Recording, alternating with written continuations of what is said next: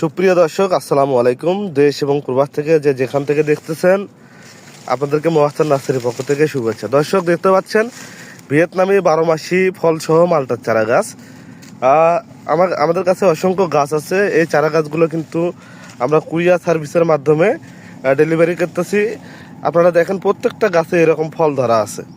তো আপনারা 2-4 পিস থেকে শুরু করে খুচরা পাইকারি যার যত পিস লাগবে আমরা সুন্দরভাবে প্যাকেটিং ব্যবস্থার মাধ্যমে সারা বাংলাদেশে কুরিয়ার সার্ভিসের মাধ্যমে ডেলিভারি করতেছি।